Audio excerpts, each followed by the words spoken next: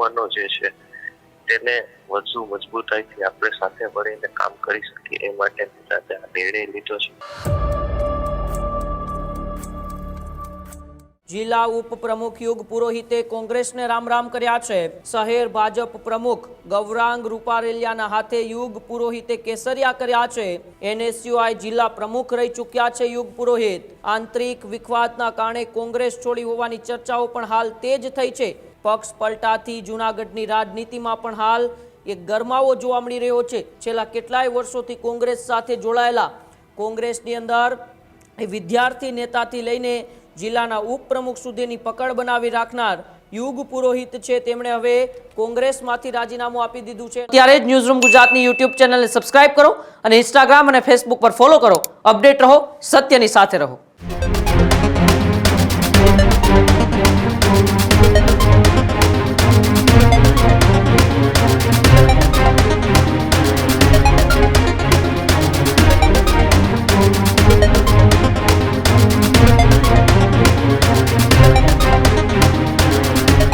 સ્થાનિક સ્વરાજની ચૂંટણી તો રાજ્યની અંદર પૂર્ણ થઈ ગઈ છે, પરંતુ રાજકીય માહોલ ગરમાયેલો છે. ત્યારે સમાચાર જૂનાગઢથી સામે આવી રહ્યા છે, જ્યાં ચૂંટણી પૂર્ણ થયા બાદ જૂનાગઢ જિલ્લા કોંગ્રેસને મોટો ઝાટકો લાગ્યો છે.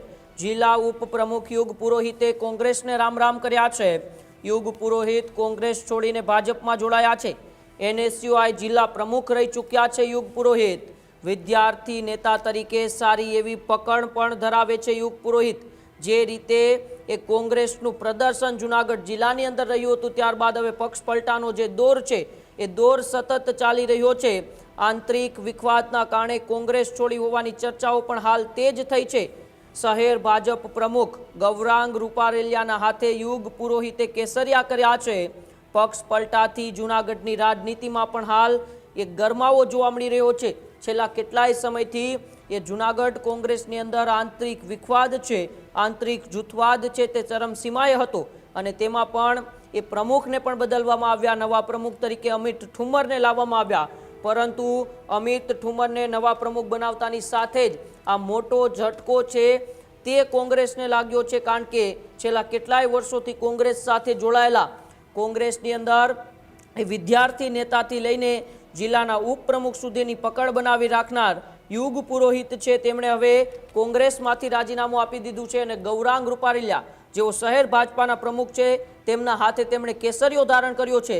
શું એવા કારણો હતા કે યુગ પુરોહિતને કોંગ્રેસ છોડવી પડી? આપણી સાથે સીધા જ ફોન લાઈન ઉપર યુગ પુરોહિત જોડાઈ ગયા છે. યુગભાઈ, ન્યૂઝરૂમમાં આપનું સ્વાગત છે. Thank you Manbhai. શું એવા કારણો રહ્યા કે તમારે છેલ્લા કેટલાય વર્ષોથી કોંગ્રેસની અંદર એક વિદ્યાર્થી નેતાથી જિલ્લાના ઉપપ્રમુખ સુધી તમને કોંગ્રેસ પાર્ટીએ મહત્વના હોદ્દાઓ આપ્યા, તેમ છતાં આજે તમારે કોંગ્રેસ છોડીને ભારતીય જનતા પાર્ટીની અંદર જોડાવું પડ્યું? જે રીતે થોડાક સમયથી છેલ્લા સમયથી કોંગ્રેસમાં અમુક કારણો એવા હતા કે જે વિદ્યાર્થી લક્ષી જે કાર્યો હતા, યુનિવર્સિટીના કાર્યો હતા, જે યુવાનોની જે યોજના જે કામો હતા, એ ક્યાંક ને ક્યાંક વિદ્યાર્થીઓને વધુ ઉપયોગી થવા માટે અને યુવાનોને વધુ ઉપયોગી થવા માટે અને વિદ્યાર્થી લક્ષી જે યોજના છે તેનો પ્રચાર પ્રસાર સરખી રીતે થાય અને યુવાનો જે છે તેને વધુ મજબૂતાઈથી આપણે સાથે મળીને કામ કરી શકીએ એ માટે સાથે આ નિર્ણય લીધો છે.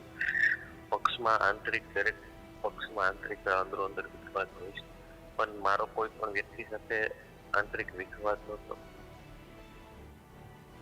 યુગભાઈ, તમે જ્યારે ભારતીય જનતા પાર્ટીની અંદર જોડાયા ત્યારબાદ કોંગ્રેસના કોઈ જિલ્લાના કોઈ નેતાઓ સાથે વાતચીત થઈ, તમને મનાવવાનો કોઈ પ્રયાસ થયા ખરા?